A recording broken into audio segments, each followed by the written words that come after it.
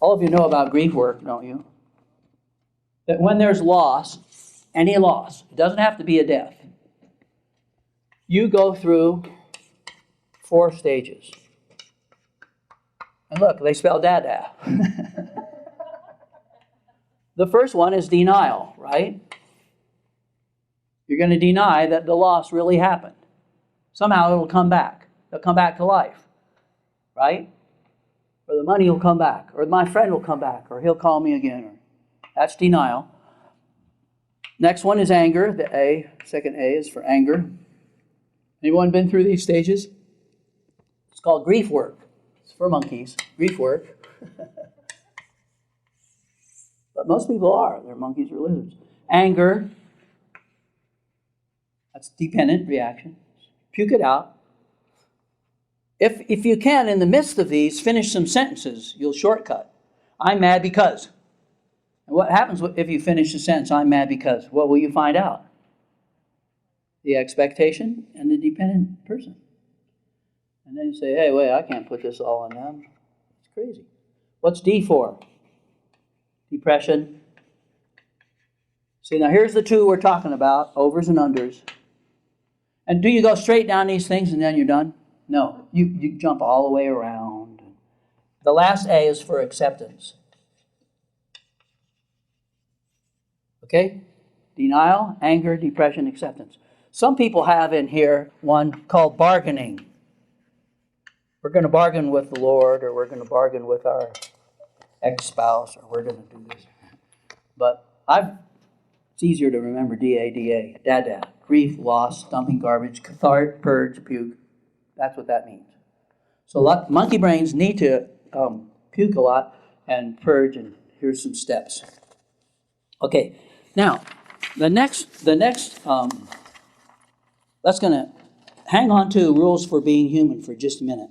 So you're starting to learn more and more about the negative self and what it's like, its characteristics. Lots of people say, Dr. Ellsworth, how do I know when I'm in my negative? Well, it'll usually be overs or unders. That's how you know. How many of you do overs? Unders? How many don't know? Mix and match, depends on the person. We'll find out and classify so you can see where that comes from. So the negative always has an underlying philosophy that you and others are unlovable or incapable. Can you remember that? And so instead of being a child of God with great strength, very, very important and valuable and precious and loved, see? The negative says, no, that's a big lie. You're unlovable and incapable. Those are the 2 things. No tenderness and no power. Unlovable, incapable. That's the message of the negative. And that's on your love supplies chart. Does everyone have a love supplies chart in your possession? And it's about page 89 in your book. So be sure to keep that up on your refrigerator door and be aware of what you're doing. Okay, now, the baby comes to this earth with a giant expectation. Who knows what it is? What does the baby expect when it comes to this earth? A continuation of love supplies. Peggy said it, to be taken care of in the fashion that he was before he came, right? So our belief system is that we lived in a premortal life when we got our love supplies from Heavenly Father and Heavenly Mother. And that when you're born, you expect your body parents to be as good as your spirit parents. And you expect the delivery of the same kind of love supply.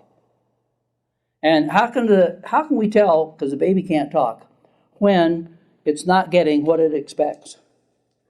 Cries. You women, what's the best way to get a baby to stop crying? You hold it, rock it. Who said hit it? What happens if you hit it?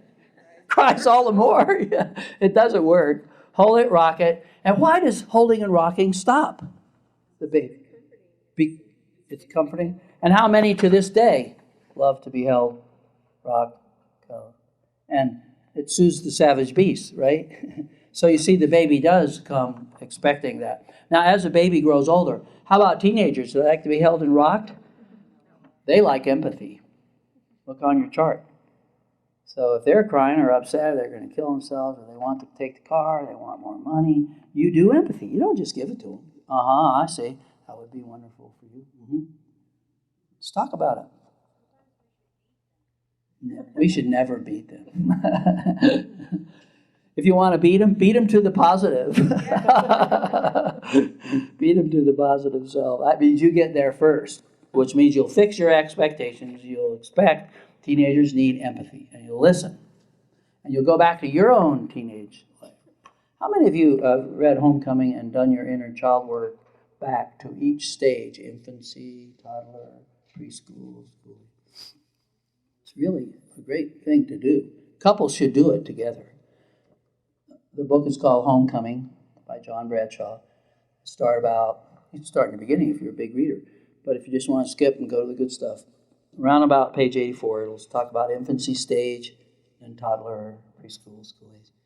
And there'll be 4 things that each couple should do with each other in those stages. And see, if you did that, what would happen to your own kids as they went through those stages? You'd be able to give them what they wanted because you just finished doing it to your little boy, what he wanted. So, childhood repeats have a lot to do with frustrated expectations. Can you see that?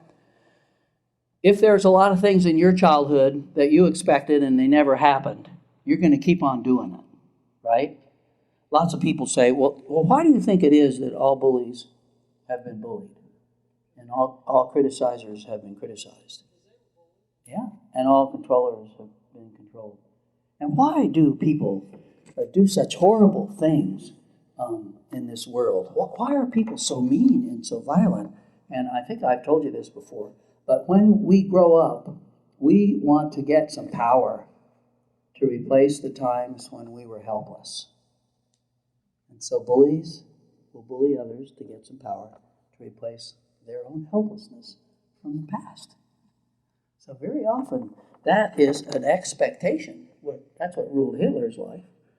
And Stalin, they're both very helpless and hit and abused in every way when they were little. When they came to power, they killed 4 million Jews or whatever it was. Okay, so childhood repeats have a lot to do with our expectations. And the baby expecting that. When does the baby start to give up on those expectations? You know, when you say to most patients, I want you to close your eyes now and go back to your little girl, your little boy. Remember when we did this in this room? We turn off all the lights. You know when most people go back? Around age 4 or 5. And I think it's about then that babies start to give up their expectation and say, this is a weird world. We're not going to get it. And then they start to turn into pleasers or rebels. And what's wrong with being a pleaser or a rebel? Well, it's the most horrible thing in the world. You know why? The little girl who is a pleaser, she doesn't ever feel her own feelings. She feels mommy's feelings or daddy's feelings as though they were her own. And when she turns 14, she turns into a rebel. She feels the opposite of mommy's and daddy's feelings, as if they were her own. So it's a little girl who never was. She never got to feel what was in her heart. She's too busy surviving in a world where there were no love supplies. So that's the expectations from childhood, which start out right on the button.